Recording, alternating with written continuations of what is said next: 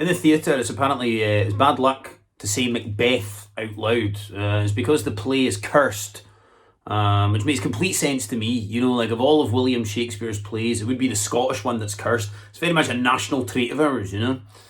Now what you've got to do is you've got to refer to the play as the Scottish play instead, and saying Macbeth out loud is considered taboo. It's almost like Macbeth is kind of like a celebrity paedophile at the BBC in the 1970s in that respect, you know, in as much as everyone involved in the production knows what's going on, but it's considered bad form to actually say it out loud, you know.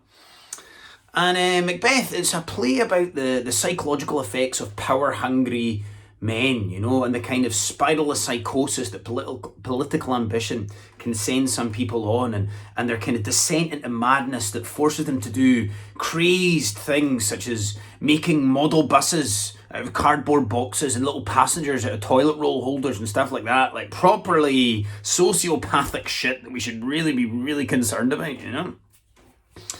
And I've read Macbeth. It's not a very Scottish play, to be honest with you. Like, Shakespeare doesn't even use the C word once, you know what I mean? It's not convincing at all. But if you don't know how the play goes, and let's face it, you don't have a fucking clue, do you? I'll try and sum it up for you, right? Basically, what you've got is you've got Macbeth and Banquo.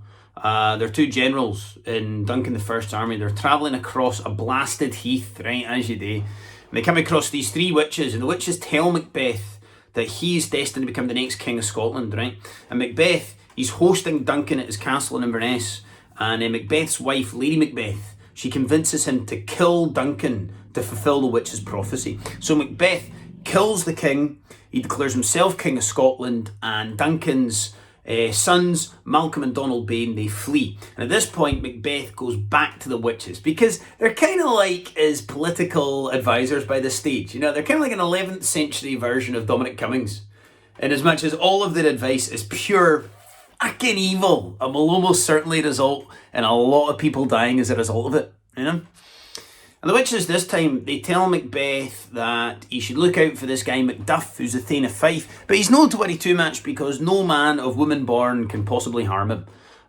So acting like a kind of cartel drug lord, Macbeth immediately has Macduff's family killed. Macduff, he flees down to England where he teams up with Malcolm. They get an army together, they march north to take on Macbeth. There's the set to between Macbeth and Macduff, and Macbeth is like that, fuck you, no man of woman born can harm me. And then Macduff's like that, aye, but I'm no of woman born, I was torn from my mother's womb. Macbeth suddenly realises that he's got this weird kind of C-section kryptonite. Macduff kills Macbeth, lobs off his head, sticks it on a golden platter, and serves it to the new king, Malcolm. Now, what you might not know is that Macbeth is an actual real Scottish historical character. He was a Scottish king in the 11th century. And unlike the Shakespearean version, he was actually a very, very popular King Macbeth. He's the last truly Celtic king of Scotland.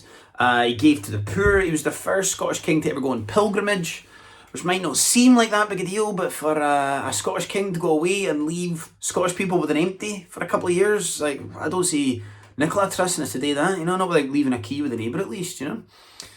And Macbeth's family, they were descended from the Scots. And his father had the title Mormaer of Murray.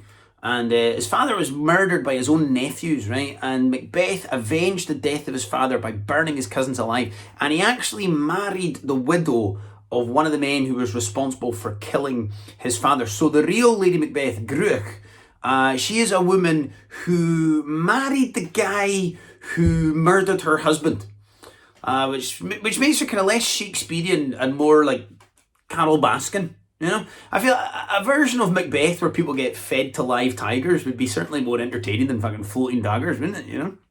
And it was actually Duncan who was a bit of a gobshite. Duncan was nominated to be king by his grandfather, Malcolm II. You would nominate kings in those days. And he was young, he was arrogant, he was inexperienced, and he was in no way, shape or form qualified to lead Scotland.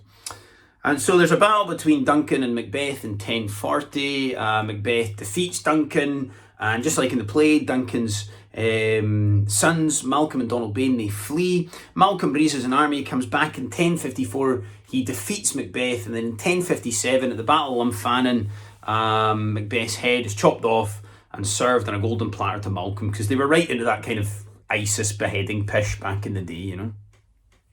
And William Shakespeare, when he wrote the play, when he wrote Macbeth, it was in the early 17th century.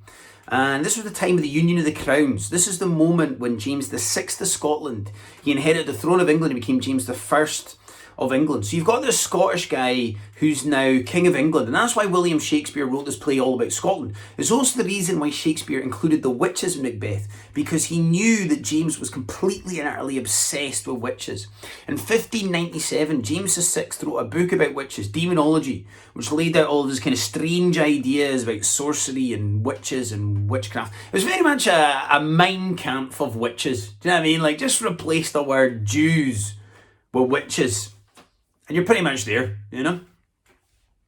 And there's no doubt that William Shakespeare played kind of loose and fast with Scottish history. And why is it that Shakespeare decided to change the legacy of Macbeth? And one of the reasons is because during the time that he wrote the play, it was a time of real kind of xenophobia and fear of Catholicism, a couple of years before the Gunpowder Plot. And James himself, like his entire life, he had been told that his own mother, Mary Queen of Scots, she was this kind of horrible papist whore, all this kind of horrible stuff that he was told.